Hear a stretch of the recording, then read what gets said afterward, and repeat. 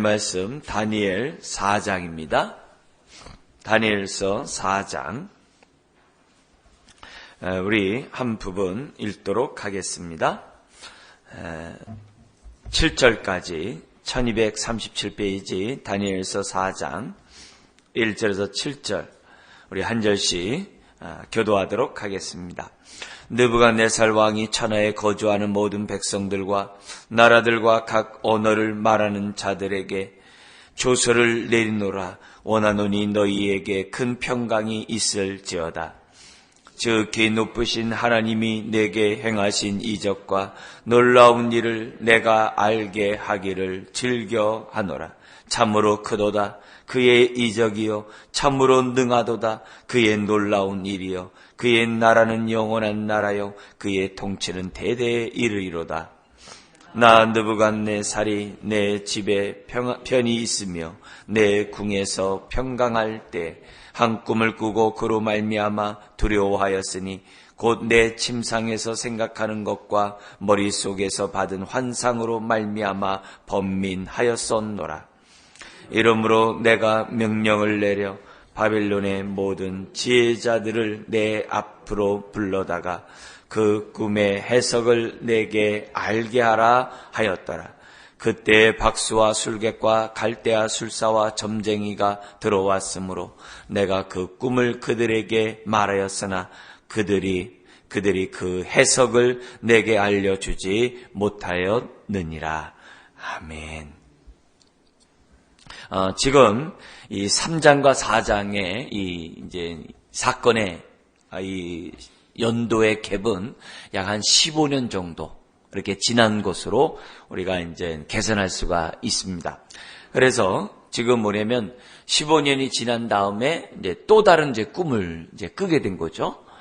그 전에 꿈을 꿨을 때에는 이 큰 신상을 이제 보고 그 신상에 따라 자신의 이제 금신상을 만들어서 나에게 이제 절하라. 이제 이렇게 했던 사건이 있었잖아요. 이제 그런 사건이 지난 다음에 이제 15년이 지나서 또 꿈을 또 꾼 거예요. 근데 1절부터 3절까지는 그 앞에 3장에 나와 있는 사건과 연결해서 우리들이 읽으면 되고요. 4절에서부터 이제 다른 이제 15년이 지나서 꿈을 또 꾼 사건으로 우리들이 이해하면 됩니다. 먼저 이 3장에서 이제 풀무불에 7배나 되는 자기에게 절하지 않는 다니엘의 세 친구에게 풀무불을 갖다 이제 1배나 7배나 더 아주 세게 하잖아요. 그러다가 그 세 친구를 끌고 가던 자가 그냥 타 죽을 정도로. 이제 이런 사건으로 이제 세 친구가 머리털 하나 상치 않는, 그리고 그 풀무불 안에 그들과 함께 있는 그 하나님의 그 아들, 신의 아들의 그 모습, 형상을 보면서 아주 이제 놀라는 이런 장면 있잖아요. 이제 이런 사건과 함께 전국에 조서를 내리는 거죠. 그게 이제 1절 4절이죠. 느부갓네살 왕은 천하에 거주하는 모든 백성과 나라들과 각 언어를 말하는 자들에게 조서를 내리노라. 원하노니 너희에게 큰 평강이 있을지어다. 그러면서 뭐라고 얘기하냐면 지극히 높으신 하나님이 내게 행하신 이적뿐만 아니라 놀라운 일을 내가 알게 하기를 즐겨하노라. 조서를 내리면서 127개에 있는 그 모든 나라들에게 이런 일을 내가 너희들이 알기를 원한다. 그러면서 3절에 하나님이 행하신 이적과 놀라운 이렇게 얘기합니다. 참으로 크도다 그의 이적이요 참으로 능하도다 그의 놀라운 일이요 그의 나라는 영원한 나라요 그의 통치는 대대에 이르리로다. 왜냐면 그 돌이 나와 가지고서 철과 진흙으로 된 다리를 갖다가 해침으로 그리고 많은 그런 것들이 쌓여가지고 영원한 나라가 된다고 하는 그 다니엘의 해석이 있잖아요. 그 말을 그대로 받아가지고 지금 뭐냐면 이 왕이 이런 조서를 내린 겁니다. 그러니까 지금도 동일합니다. 이 다니엘서에 나와 있는 그 배경을 보면은 은밀한 것을 행하시고 은밀한 것들을 통하여 자신의 뜻을 드러내시는 그런 하나님. 그래서 그 매개자로서 이제 다니엘을 사용하지 않습니까? 여기서도 보면은 하나님이 어떤 분이냐? 크고 놀라운 일들을 행하시는 하나님이시라는 것을 우리에게 보여주고 그의 나라는 영원한 나라라는 것을 여러분, 저와 여러분들이 예수 그리스도를 믿는 순간에 어둠의 나라에서 빛의 아들의 나라로 들어왔다 그러죠. 골로새 1장 13절 이하에 빛의 아들의 나라. 성경에 보면 하나님 나라가 있고 아들의 나라가 나와요. 이 아들의 나라는 뭐냐면 예수 그리스도의 초림과 재림까지의 그 기간을 갖다가 아들의 나라라는 표현을 써요. 그런데 창세전부터 이 주님의 재림 이후에 그 모든 나라를 하나님의 나라라고 이렇게 사용을 해요. 근데 총칭 우리는 하나님의 나라라고 얘기를 할 때는 이게 뭐냐면 아들의 나라까지도 다 포함한 나라를 하나님의 나라라고 얘기를 해요. 그래서 그 하나님의 나라가 예수 그리스도와 함께 이 땅에 임해요. 그죠? 이 땅에 임해가지고 회개하라, 천국이 하나님 나라가 갖고 왔다. 거듭나야지만이 하나님 나라 들어간다. 그래서 회개하라, 그렇게 얘기를 합니다. 그래서 우리는 예수님을 나의 그리스도라고 구세주라고 고백할 뿐만 아니라 우리는 뭐라고 그래요? 주라고 고백해요. 주라고 고백한다는 얘기가 뭐예요? 하나님 나라가 내 안에 임했다는 거거든요. 그래서 하나님 나라의 통치, 하나님 나라는 장소 개념이 아니에요. 통치가 임하는 것이 하나님 나라거든요. 그래서 내 마음에 그동안 내가 신이었고 내가 하나님이었는데 내 인생은 내가 주인이고 내 마음대로 살겠다고 했는데 이제는 그게 아니라 예수를 나의 주라고 고백함으로 하나님 나라가 내 안에 임하거든요. 하나님 나라가 내 안에 임하거든요. 그래서 내 안에서 임한 이 하나님 나라가 우리가 어떻게 돼요? 주님의 재림 때 완성이 되거든요. 그게 하나님 나라예요. 그래서 이미 하나님 나라에 임했지만 아직 완성되지 않았다고 그래요. 그래서 주님의 재림과 함께 하나님 나라가 완성된다는 것이 성경의 가르침이에요. 그래서 오늘도 우리들이 지금 대한민국 시민이지만 동시에 뭐예요? 하나님 나라 시민이거든요. 하나님 나라 친백성이거든요. 그래서 우리는 무엇보다도 우리들이 하나님 나라의 친백성이라는 의식을 가지고 살아야 돼요. 그 의식을 갖고 사는 게 뭐예요? 하나님 나라의 통치를 받는 거예요. 다스림을 받는 거예요. 예수를 주라고 고백하는 거예요. 하나님의 말씀에 순종하는 거예요. 그게 하나님 나라의 시민의 삶이에요. 그러면서 우리들이 생각해야 될 것이 뭐냐? 주기도문에 있는 것처럼 나라와 권세와 영광이 아버지께 영원히 있나이다. 그게 다니엘서에서 강조하고 있는 그런 부분이에요. 구약에서 아주 유독 강조하고 있는 부분이에요.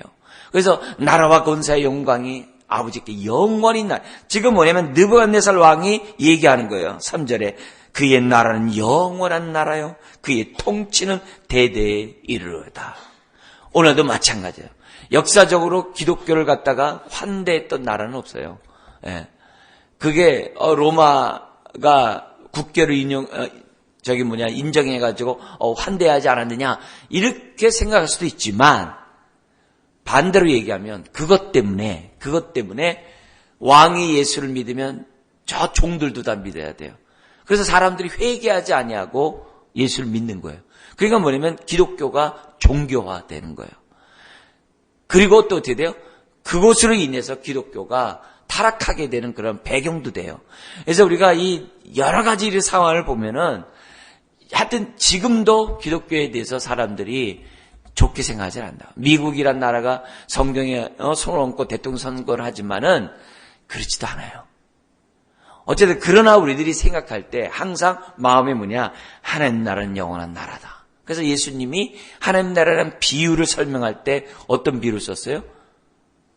겨자씨 비유와 함께 누르기 비유를 썼어요. 그죠? 하나님 나라는 이와 같으니. 겨자씨 비유는 뭐예요? 시작은 미약했지만, 그죠? 겨자씨 같지만 30배, 60배, 100배를 열매를 거둘 것이다. 그래서 하나님 나라는 창대할 것을 우리에게 지금 뭐냐면 겨자씨를 통해서 예수님이 알려줘요. 근데 그 나라와 뭐와 같이 이렇게 영향력을 끼치느냐? 눈에 보이는 그렇게 막 큰 나무가 이루어가지고 새들이 깃드는 그런 부분만 있는 것이 아니라 뭐가 있냐면 누룩과 같이 눈에 보이지 않지만 영향력을 끼쳐가지고 하나님 나라가 전 세계를 통치하게 될 것이다. 이걸 이제 예수님이 누룩의 비유를 통해서 우리에게 알려주셨거든요. 근데 그 모습이 지금 여기 나와 있는 거예요. 그래서 우리가 저와 여러분들이 신앙생활하면서 항상 갖고 있는 것이 뭐냐면 하나님 나라는 영원하고 하나님의 능력은 무궁하다. 이걸 항상 생각하고 나를 살리신 주님, 나를 변화시켜 가시는 주님, 이 세상을 변화시키고 이 세상의 하나님 나라가 이루어질 줄 믿습니다. 우리가 그런 고백을 다니엘서를 통해서 우리가 배우고 주기도문에 나와 있는 그 고백을 나의 기도의 제목으로 삼고 하나님 나를 통하여 교회를 통하여 주의 나라가 정말 이 땅에 임하고 또 확장되어 갈 수 있도록 역사해 주옵소서. 그런 고백을 저와 여러분들이 해야 한다는 것이죠. 느부갓네살 왕은 그런 고백을 지금 3절에 하고 있는 거예요. 그러다가 4절에 또 꿈을 꾸고 번민하고 또 그 꿈을 풀고자 온갖 박수들을 다 지혜자들을 모아가지고 했는데도 못 풀고 나중에는 누구에게 풀게 해요? 다니엘에게 풀어가지고 부탁해가지고 다니엘이 푸는 이런 장면이 이제 이 4절 이하에 나오게 됩니다. 여기 보면 4, 5절에서도 역시 그가 4절에 내 집에 편히 있으며 내 궁에서 평강할 때 이 말이 뭐예요? 왕이 평강하다는 얘기는 뭐예요? 그만큼 통치가 아주 기강이 서 있다는 거죠. 자기 뜻대로 된다는 거죠. 자기 통치에 뭐라고 할 자가 없다는 거죠. 그것을 이제 반영하는 그런 부분이죠. 내가 편히 있고 평강할 때 아닌가 다를까 이때 역사적으로 보면 지금 이 세계사적으로 보면 뭐냐면 7대 불가사의에 공사를 하나 하죠. 그게 뭐냐면 하늘의 정원.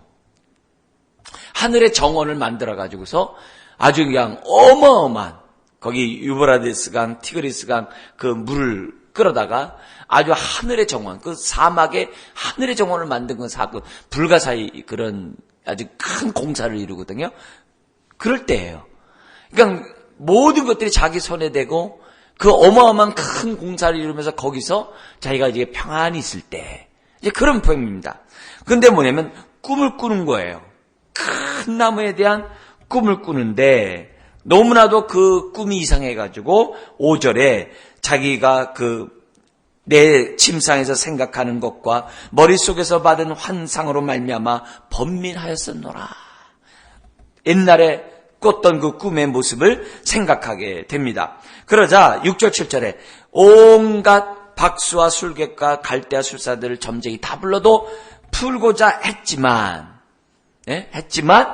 그 꿈을 갖다가 해결할 수가 없어요. 여러분, 역사의 주관자가 왕에게 이런 꿈을 꾸게 했을 때는 하나님의 풀자가 없다고 앞에 얘기했거든요. 왜? 모든 신들의 신이 하나님이니까 이런 것들을 했을 때 지금 뭐예요? 왕이 어떻게 할 수가 없는 거죠. 성경의 신들의 신이라고 얘기했을 때 다른 신을 인정하는 거 아니잖아요. 그죠? 말을 그렇게 하는 거지 오직 신은 하나님 한 분이잖아요. 신명기 6장에 있는 것처럼 오직 하나님은 한 분이시니 그거 아니겠어요? 그러니까 그런 의미에서 볼 때 어쨌든 지금 뭐냐면 풀자가 없는 거죠. 하나님이 그렇게 하는데 하나님이 이루시고자 하는데 어떻게 하겠어요? 그래서 알지를 못해요. 그러자 8절 9절 우리 한번 같이 한번 읽겠습니다. 그 후에 다니엘이 내 앞에 들어왔으니 그는 내 신의 이름을 따라 벨드사살이라 이름한 자요 그의 안에는 거룩한 신들의 영이 있는 자라. 내가 그에게 꿈을 말하여 이르되 박수장 벨드사살아 내 안에는 거룩한 신들의 영이 있은즉 어떤 은밀한 것이라도 내게는 어려울 것이 없는 줄을 내가 아노니 내 꿈에 본 환상의 해석을 내게 말하라. 그러니까 이 왕은 뭐냐면 벌써 이 다실론자죠. 그래서 자기 민족신을 섬기고 있었던 다실론자죠. 그렇지만은 이 하나님이 놀랍다는 것을 다니엘을 통해서 확인한 거죠. 야, 우리 신만이 살아있는 게 아니라 다니엘의 신도 있구나. 이렇게 지금 생각하는 왕입니다. 그리고 이 사람이 얼마나 자기 그 민족신에게 지금 빠져 있는지 다니엘의 이름을 갖다가 자기 신의 이름을 따라 벨드사살이라. 이렇게 이제 머리는 이제 개와 같은 이런 짐승이고 몸은 사람의 그런 신을 섬기고 있었거든요. 이 바벨론이. 그러니까 그 신에 따라서 다니엘의 이름도 뭐예요? 자기 신의 이름에 따라 벨드사살이라고 할 정도로 굉장히 자기 신에 도취되어 있는 그런 왕입니다. 그러나 다니엘을 통해서 이것을 봤기 때문에 다니엘에게 얘기하는 거죠. 그것도 뭐예요? 다니엘의 직분이 뭐였다고요? 9절에 박수장. 무당의 장이라는 거예요. 그러니까 참 이런 말을 들어도 다니엘이 어떻게 돼요? 다실론 국가에서 지금 거기에 대해서 다 싫다, 옷 벗고 이러지 않는 거죠. 이제 그러면서 그걸 수용하면서도 기회만 있으면 하늘의 하나님을 갖다가 소개하는 그런 다니엘을 갖다가 우리가 볼 수 있는 거죠. 심지어는 이 왕은 자기 이 하나님에 대해서 어떻게 생각하냐면 자신을 돕는 신으로 생각을 해요. 자기의 민족 신뿐만 아니라 자신을 돕는 신으로 하나님을 생각하고 있는 것을 우리에게 보여주는데요. 그 이유가 뭐냐? 4장에서 보면요. 4장의 1절부터 끝까지 보면 제일 많이 반복된 단어가 있어요. 그 반복된 단어가 여러분 지금 짧은 본문 안에서 읽으면서 느꼈는지 모르겠습니다만 이 느부갓네살 왕이요. 말만 하면요. 자기를 강조해요. 자기를 강조해요. 그래서 하나님 얘기하면서 자기를 강조해요. 하나님에서 아주 나를 얼마나 강조하는지 몰라요. 그러니까 뭐냐면 그만큼 교만이 하늘을 찌르고 있는 거예요. 그만큼 자기를 내세워요. 심지어는 하나님도 뭐예요? 자기를 돕는 신이에요. 자기를 돕는 신이에요. 그러니까 하여튼 모든 게 평안하니까 왕은 뭐예요? 자기가 최고예요. 하나님도 자기를 도와줘요. 자기 신뿐만 아니라 자기 민족의 신뿐만 아니라 자기를 도와요. 그런 모습. 그래서 왕의 중심에 그 모습을 갖다가 지금 뭐냐면 자꾸 강조하고 있는 것을 보게 됩니다. 그러자 이제 10절에서부터 18절에 꿈의 내용을 얘기해요. 갑자기 큰 나무가 자라서 하늘에 닿았는데 지금 뭐냐면 이 하늘에서 한 순찰자가 내려와 가지고 그 나무를 갖다 잘라버리고 그루터기만 남겨놓은 거예요. 그리고 이 모든 부분이 어떻게 돼요? 그의 마음이 변해가지고서 짐승의 마음과 같이 이렇게 바뀌게 되고 7대를 갖다가 지내리라는 그런 뭐냐면 꿈을 갖다가 이제 꾸게 됩니다. 그래서 도대체 이게 뭔지 알 길이 없는 거예요. 그래서 우리 17절, 18절 같이 한번 읽겠습니다. 이는 순찰자들의 명령대로요 거룩한 자들의 말대로이니 지극히 높으신 이가 사람의 나라를 다스리시며 자기의 뜻대로 그것을 누구에게든지 주시며 또 지극히 천한 자를 그 위에 세우시는 줄을 사람들이 알게 하려 함이라 하였느니라. 나 느부갓네살 왕이 이 꿈을 꾸었나니 너 벨드사사라 그 해석을 밝히 말하라. 내 나라 모든 지혜자가 능히 내게 그 해석을 알게 하지 못하였으나 오직 너는 능히 하리니 이는 거룩한 신들의 영이 내 안에 있음이라. 그러니까 15년 전에 그 꿈을 해석하지 못해가지고 다 죽이라 했는데 다니엘 때문에 살았잖아요. 근데 여전히 그들이 왕 옆에서 자기 역할을 지금 하고 있다는 것을 보여줍니다. 그러면서 그러나 또 못해요. 이걸 통해서 하나님만이 하나님이시라는 것을 지금 뭐냐면 보여주고 있는 거거든요. 다시 한번 하나님께 또 집중하는 그런 모습을 보여줍니다. 그러자 19절부터 27절에 꿈을 해몽을 해요.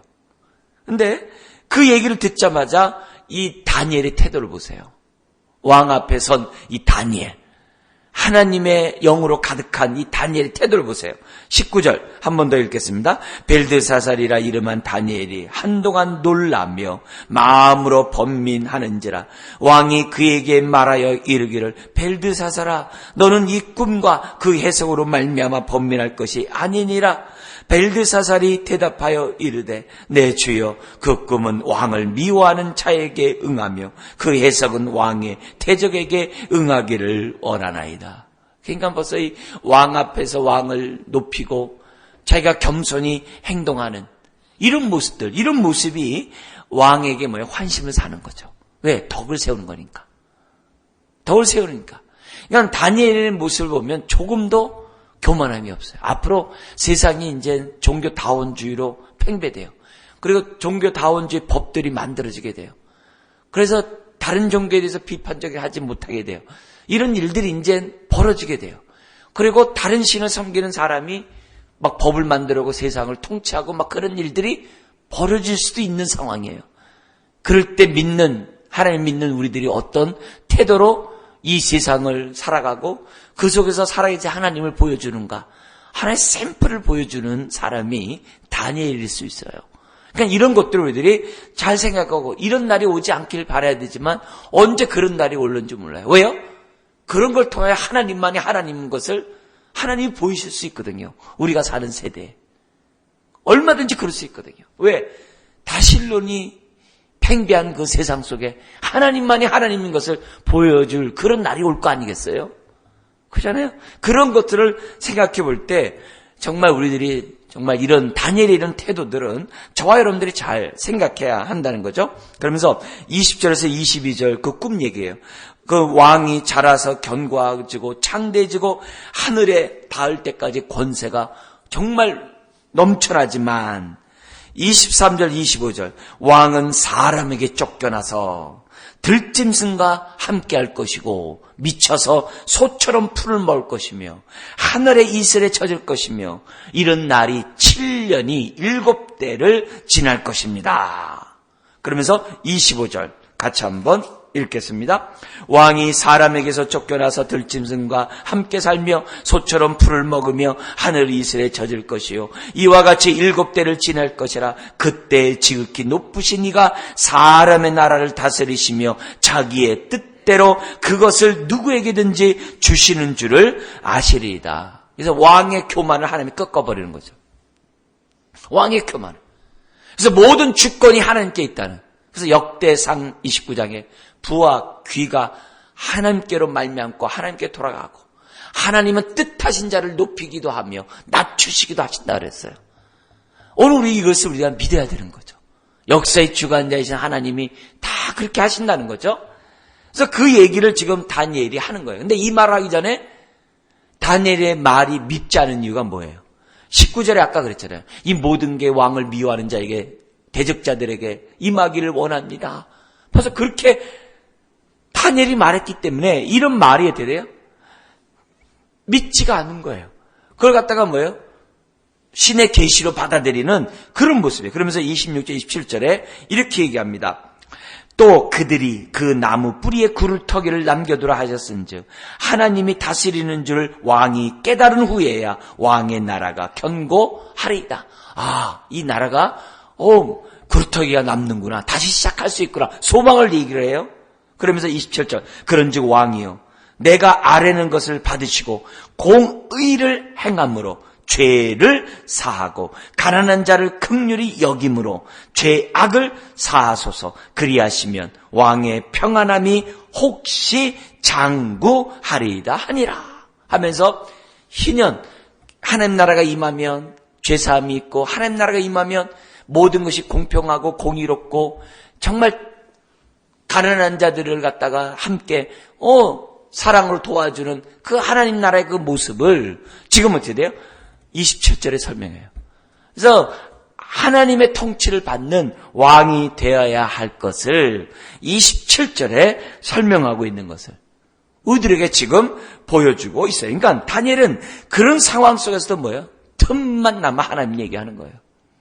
하나님이 깨닫게 하신 후에 이렇게 자기의 신이 아니라 하나님이 기회만 있으면 그 꿈을 통해서 하나님을 설명하고 있는 것을 나오는 거예요. 그러니까 누구에게 달려있는 거예요? 혹시 장구하리라 그랬어요. 왕이 선택해야 돼요.